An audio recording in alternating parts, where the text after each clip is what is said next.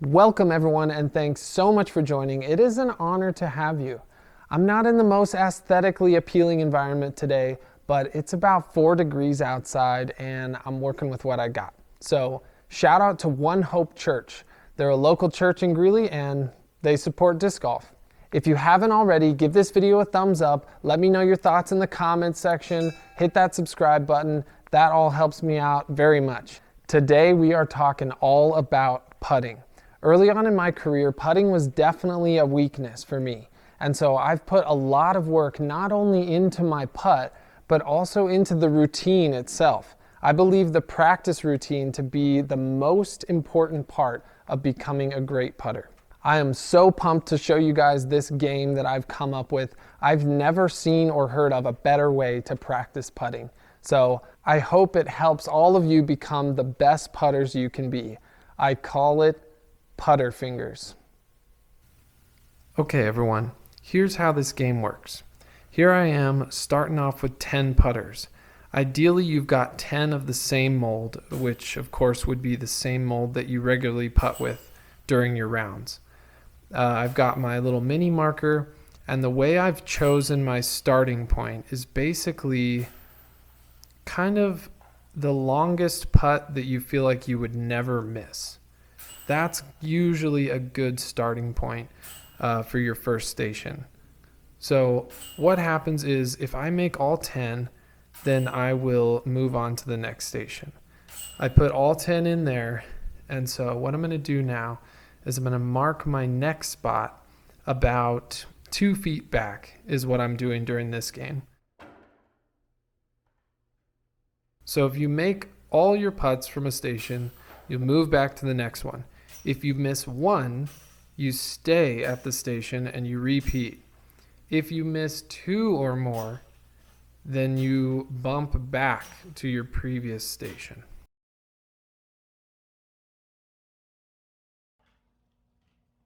Now, my favorite part about this game is how versatile and adjustable it is. You can adjust the format based on your skill level, based on the wind, whatever it is. I'm actually going to show you a demonstration of that at the end of the video. I've included a clip of a 3-way showdown with me and 2 of my buddies. And I've got myself being a pro level putter. I've got kind of an upper advanced level player. And then I've got a friend of mine who's a total recreational player, just plays for fun. He's never even played a single tournament. Anyway, stick around at the end of the video if you want to see a 3-way battle between people of different skill levels, and it'll give you a little bit of an example of how this game can be adjusted based on where you're at with your putting game, and it'll also show you what some other players playing this game looks like. One thing I recommend as you're playing this game is just pick one element of your putt that you want to focus on throughout. So for me in this game, I'm focusing on the flight of my putt, the line it's taking to get to the basket. In past games, I might have been focusing on my weight transfer, on my wrist, on my left hand. It could be anything. It could be your chin, your release angle, your thumb. I just recommend dialing in mentally on one solid thing and see how well you can do with that one specific aspect of your putt throughout the game. Another couple of things that I love about this game is that especially if you're putting on a single chain basket like I am, there are definitely elements of technique and mental. So, of course, if you don't have good technique, you're not going to be able to stick a bunch in a row. But the same is true for mental. If you don't have good mental game, you're also not going to be able to stick a bunch in a row. And right here, I make a mental mistake. So once you've missed one, it definitely takes a lot of resilience to go ahead and finish out that set and stay strong. Now here I am adjusting my trajectory of my stations. I realized I was about to run into one of the tables back behind me. So again, I missed 2 putts from the previous station, so I'm going back to what I call station number 6. In order to make it easier on my brain, I just call the stations by the number of putters I'm throwing from that station. So I guess this would be my 5th station, but I call it station number 6. My next station will be station number 5. I'll end at station number 1. I realize that's probably confusing to some of you out there, but that's how it makes sense in my brain. So here I go from station number 5.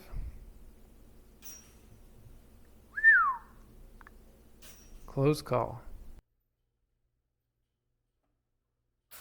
Ooh, technique error there. Now this is a mental tester here. Ooh, barely. Now, as I mentioned, in this game, I'm going to be doing roughly 2-foot increments at each station, each time I move back. But you can do 3-foot increments, you can do 1-foot increments. I usually play 2 games a day, and I will usually treat the first game as kind of a warm-up game. I'll start from a shorter distance, and I will move back small, even increments.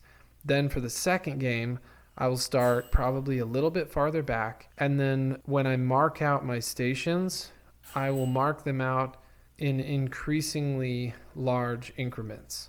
So for example, after I make 10, I'll go a foot back, then I'll make 9, then I'll go 2 feet back, then I'll make 8, I'll move 4 feet back, etc. Part of the reason for that is you might feel the difference putting an 18-footer versus a 20-footer, but you might not really feel that much of a difference between 35 and 37. But again, for this game, I'm just going to stick with even increments.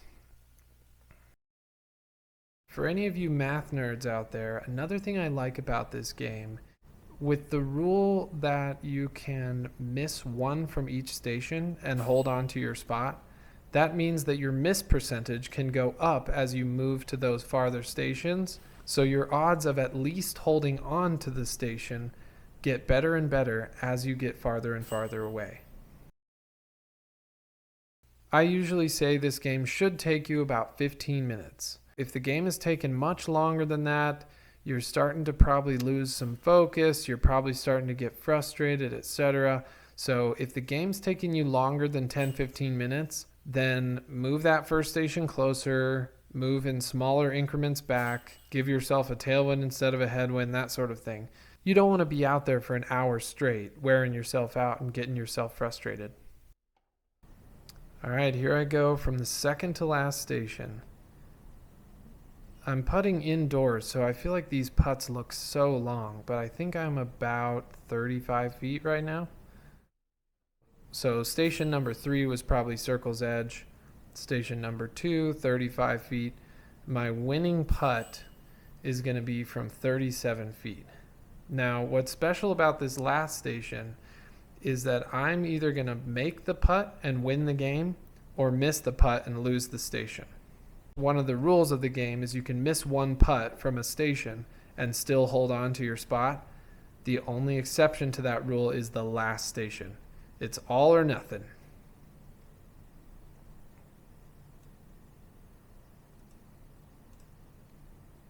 Oh, and I pull it right. All right. Got to earn myself another chance now.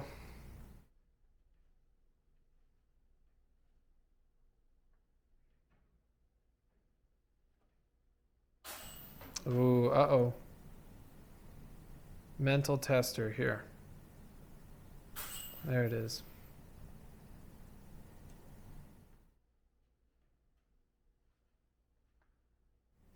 All right, another chance to earn that winning putt.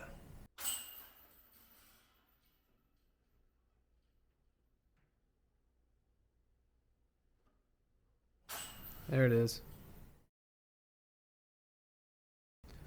All right, I earned myself another chance at winning the game. Let's see if I can keep that ceiling out of play. and still get it in there. Oh, pulled it right again. I didn't like that one.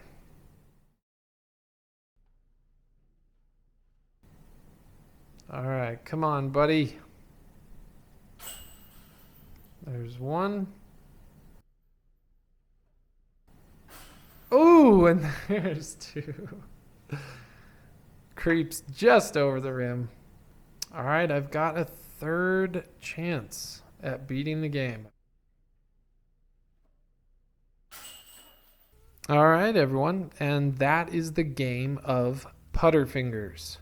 This is how I practice putting, and it has done wonders for my putting game. I hope that it can do the same for some of you. Thank you all so much for joining. I really appreciate all you guys being here. Stick around if you want to see a three-way showdown between me and two of my buddies.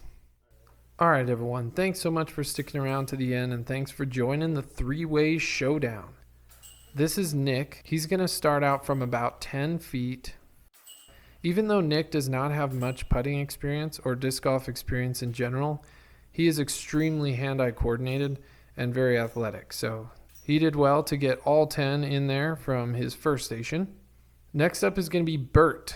He's going to start out at the third station back. And you'll notice Bert has a very speedy putt. He jams them in there. Not necessarily recommended for a single chain situation, but we'll see how it plays out for him.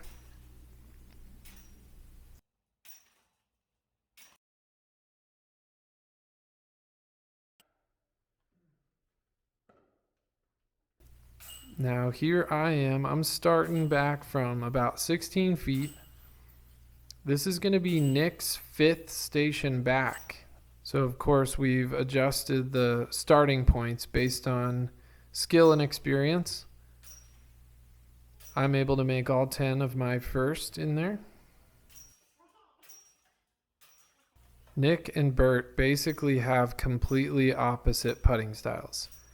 Nick has a soft, lofty lefty putt, and Bert has a firm, spinny righty putt.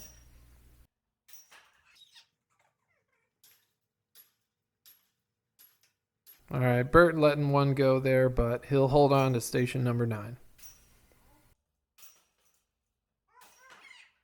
All right, giving these guys an early break, letting one slip out there. Nick, being a recreational player, does not have 10 of his own putters, so he's using mine. He normally putts with the Judge, which is pretty similar to my signature Scarab by Infinite Discs.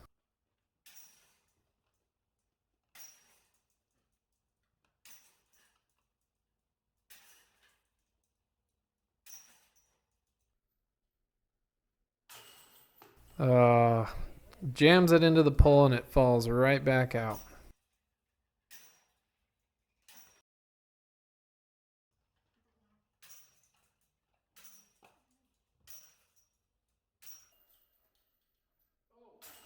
Oh my God, what a stick.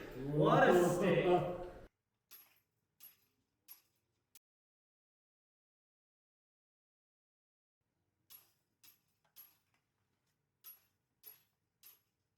All right, Nick's looking rock solid.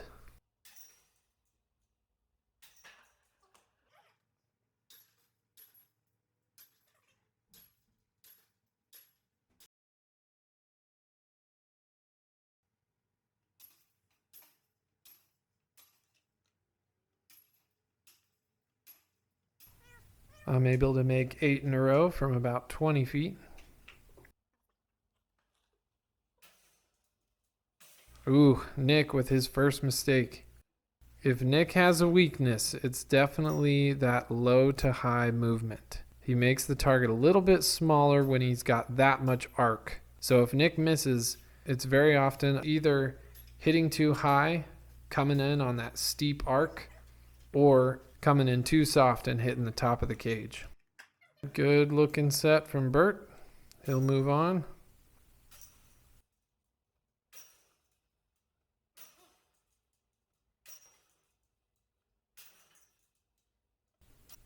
I'm able to move on to station number 6. All right, Nick moves on.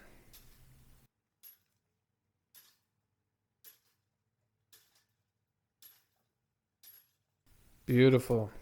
Bert's able to make all 8.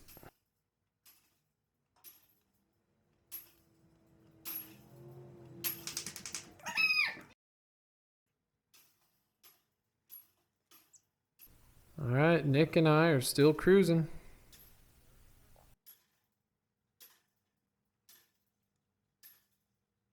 Bert moves on as well.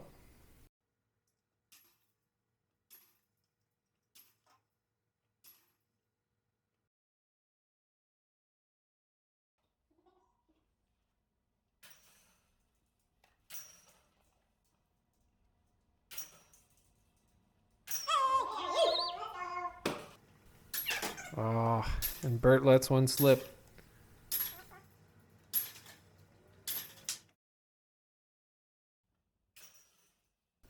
Sure does look like a long 25 feet.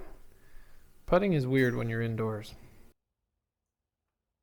All right, 4 nice putts.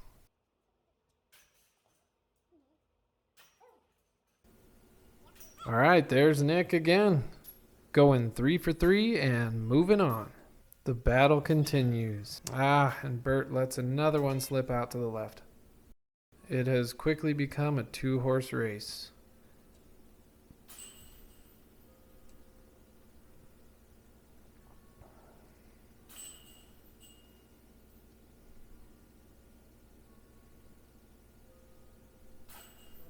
That's 3 in a row for me. As the pressure mounts, let's see if Nick can clutch up. Oh, and he doesn't quite do it. That'll give me a chance to pull ahead.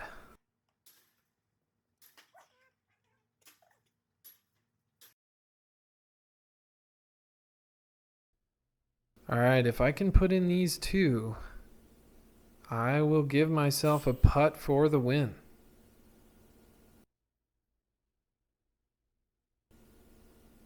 There it is.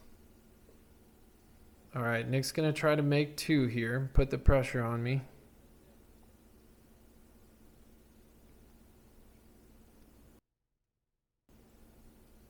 All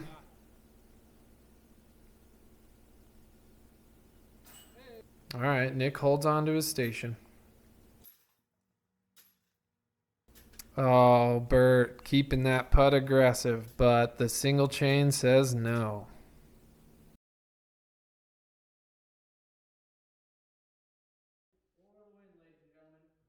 All right, ladies and gentlemen, for the win. Oh, and he pulls it right. And the competitors love it.